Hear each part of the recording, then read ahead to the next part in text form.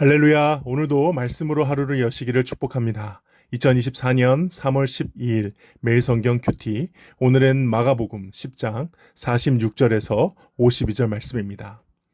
그들이 여리고에 이르렀더니 예수께서 제자들과 허다한 무리와 함께 여리고에서 나가실 때에 디메오의 아들인 맹인 거지 바디메오가 길가에 앉았다가 나사렛 예수시란 말을 듣고 소리질러 이르되 다윗의 자손 예수여 나를 불쌍히 여기소서 하거늘 많은 사람이 꾸짖어 잠잠하라 하되 그가 더욱 크게 소리질러 이르되 다윗의 자손이여 나를 불쌍히 여기소서 하는지라. 예수께서 머물러 서서 그를 부르라 하시니 그들이 그 맹인을 부르며 이르되 안심하고 일어나라 그가 너를 부르신다 하매 맹인이 겉옷을 내버리고 뛰어 일어나 예수께 나아오거늘 예수께서 말씀하여 이르시되 내게 무엇을 하여 주기를 원하느냐. 맹인이 이르되 선생님이여 보기를 원하나이다. 예수께서 이르시되 가라 내 믿음이 너를 구원하였느니라 하시니 그가 곧 보게 되어 예수를 길에서 따르니라. 드디어 예수님께서 예루살렘 입성을 앞두고 계십니다.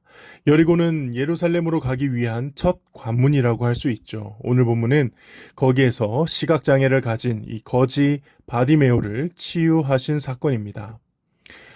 마가복음에서 등장하는 마지막 치유 사건이기도 하고요. 또 예수님의 예루살렘 입성에 대한 이야기가 시작되는 사건이기도 합니다. 우리가 익히 잘 아는 스토리죠. 내용은 이렇습니다. 예수님이 여리고 근처에 많은 사람들과 함께 지나가고 있을 때에 눈이 보이지 않던 거지 바디메오가 길가에 앉아 있다가 예수님이 지나간다는 소리를 듣고 소리를 지르며 예수님께 부르짖었습니다. 다윗의 자손 예수여 나를 불쌍히 여기소서. 그러자 많은 사람들이 하지 말라고 하고 성가시니까는 그걸 막으려고 했습니다. 그러나 거기에도 아랑곳하지 않고 큰 소리로 예수님을 찾았고 예수님이 나아오게 하셔서 예수님이 직접 그 바디메오의 눈을 치료해 주셨다. 그래서 바디메오가 눈이 치료된 이후에 예수님을 따랐다. 이런 내용이 바로 오늘 본문입니다. 오늘 본문을 묵상하실 때 주목해서 보셔야 할 부분을 한 3가지 정도로 제가 요약을 하겠습니다. 첫 번째는 바디메오를 통해 외쳐지는 이 예수님에 대한 호칭입니다. 47절에 나사렛 예수시란 말을 듣고 소리 질러 이르되 다윗의 자손 예수여 나를 불쌍히 여기소서 하거늘. 나사렛 예수라는 표현은 이제 당시에 예수라는 이름이 흔했기 때문에 예수님을 구분하기 위해 불렀던 표현입니다. 물론 마태복음에 의하면 이 나사렛 사람이라는 호칭조차 구약 이사야서에 예언이 되어 있죠. 이삭의 가지라는 표현으로 이제 예언이 되어 있기 때문에 궁극적으로 보면 메시아적 호칭이긴 하지만 적어도 당시 사람들은 나사렛 예수라고 부르면 수많은 그 예수들과 구분해서 지금 우리가 믿는 그리스도 예수님을 나타내는 표현으로 사용했던 것입니다. 그런데 그 나사렛 예수를 향해 바디메오가 뭐라고 부릅니까? 다윗의 자손 예수여라고 부릅니다. 다윗의 자손은 명백하게 구약에 예언된 메시아를 뜻하는 호칭이죠. 사람들은 나사렛 예수가 왔다라고 말하고 있는데 바디메오는 다윗의 자손 예수가 왔다라고 바꾸어서 외치고 있는 것입니다. 거기에 수많은 눈뜬 사람들이 있었지만 예수님이 누구인지를 제대로 말하는 사람이 없었던 반면에 거기에 앞을 보지 못하는 한 사람, 물론 다른 복음서에는 2명으로 묘사되긴 합니다. 어쨌든 오늘 이 마가복음에서 앞에 보이지 않는 이 한 사람은 예수님이 누구인지 제대로 알아보고 있었던 것입니다. 그래서 이 바디메오의 외침은 이후에 예수님께서 영광스럽게 예루살렘에 입성하시는 순간 수많은 사람들의 입을 통해 확장되고 외쳐집니다.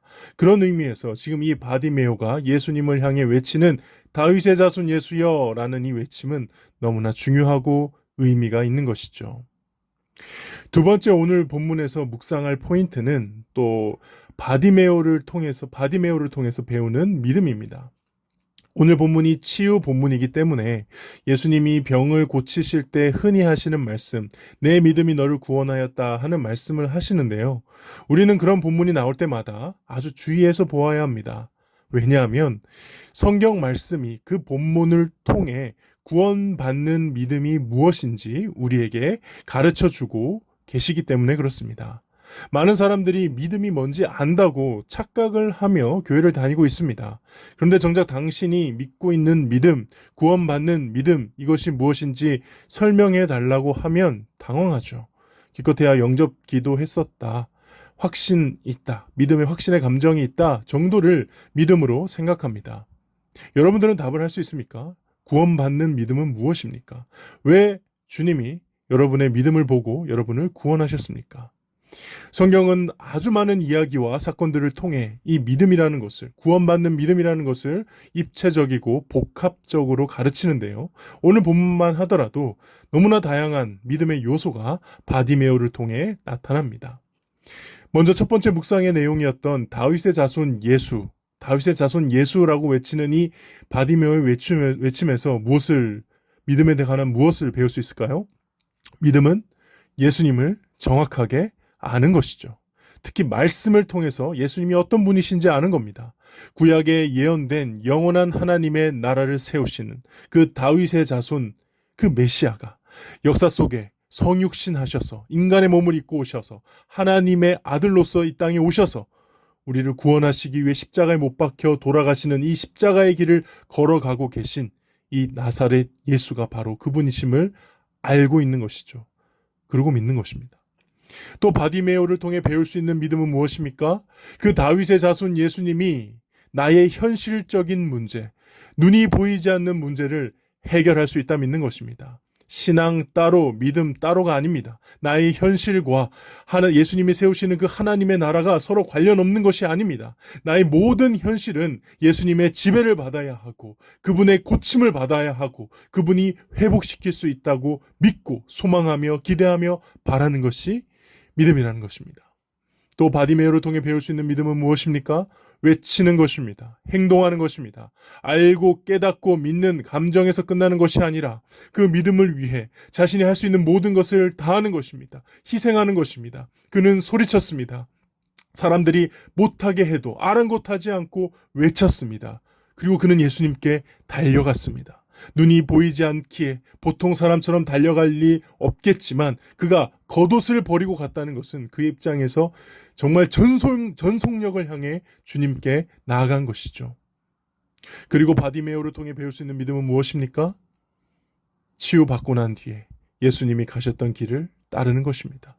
눈이 회복되고 난 뒤 다시 그는 거지로 돌아가지 않았습니다. 예수님께 회복되고 난 뒤 이제 됐다 그러면서 다시 돌아가지 않았습니다. 예전의 삶으로 돌아가지 않았습니다. 그는 회복된 눈으로 예수님을 계속 바라보았고 계속 예수님을 바라보기 위해 예수님을 따라 길을 나섰습니다. 믿음이 무엇입니까?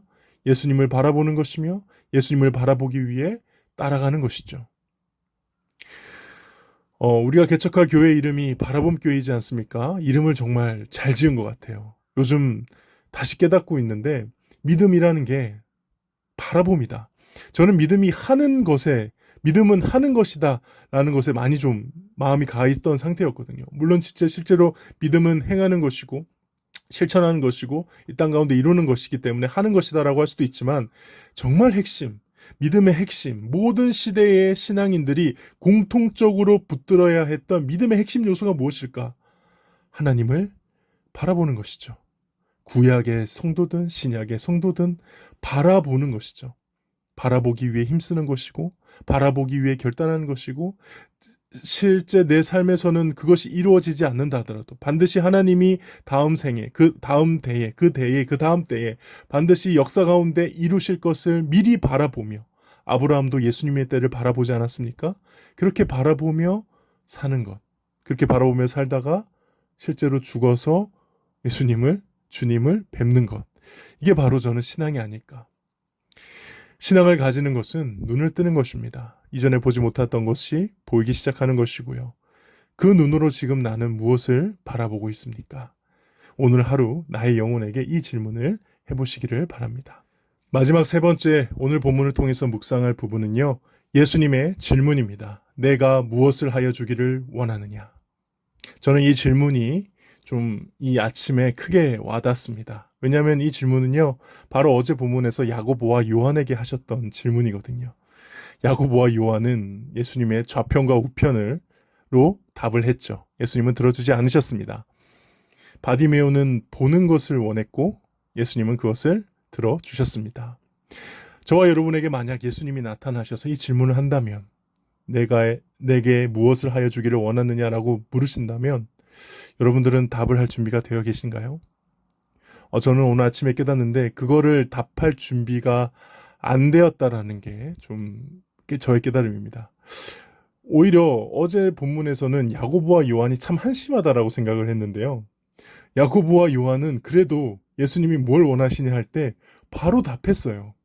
뭐 잘못된 답이긴 했지만 그 답을 예수님이 고쳐주셨거든요. 근데 나는 지금 답을 할 게 있는가? 예수님께 별로 원하는 게 없는 것 같은 내 마음, 그냥 예수님께 뭔가 소망하는 게 없는 것 같은 이 마음이 어쩌면 이게 진짜 문제일 수 있겠다. 오늘 저는 개인적으로 그런 부분이 크게 묵상되면서 와닿습니다. 물론 바디메오처럼 아주 정답을 얘기해서 보기를 원합니다. 또 예수님을 바라보기를 원합니다. 예수님을 따라가기 원합니다. 이런 답을 하면 참 좋겠지만 진짜 내 마음의 모든 것을 아시는 예수님이 이 자리에서 너 나한테 원하는 게 뭐니? 라고 물었을 때 저는 언뜻 제가 그렇게 이거 원합니다라고 프레젠테이션을 할 준비가 하나도 안 되어 있다라는, 내가 나의 원함을 주님께 요청할 준비가 안 되어 있다는. 물론 원하고 바라는 게 많긴 하죠. 근데 그걸 이렇게 중요한 예수님의 질문 앞에서 내놓기에는 너무 정리가 안 돼 있지 않았나. 난 정말 뭔가를 간절히 주님께 바라며 그것을 구하며 엎드리는 삶을 살지 않았구나. 나의 믿음이 없었구나. 라는 것을 사실 이 아침에 좀 개인적으로 깨닫게 됩니다. 여러분들은 어떠신가요? 여러분들은 이런 예수님의 질문에 무엇이라고 답변하시겠습니까? 바라는 게 뭐니? 내가 무엇을 해주기를 원하니? 거기에 예수님 1초의 망설임도 없이 저는 이것을 원합니다. 라고 답을 할 수 있는, 준비된 답을 할 수 있는 저와 여러분 되기를 주님의 이름으로 축복합니다. 기도하겠습니다. 하나님 아버지 감사합니다. 오늘도 말씀을 통해 주님이 기뻐하시는 믿음을 구하게 하시고 그렇게 하루를 살아갈 수 있도록 소망하게 하시니 감사합니다. 예수님께서 뜨게 해주신 이 믿음의 눈으로 언제나 예수님만 바라보며 예수님이 가시는 그 길을 따라가는 저희가 될 수 있도록 주여 인도하여 주시옵소서. 예수님의 이름으로 기도하옵나이다. 아멘.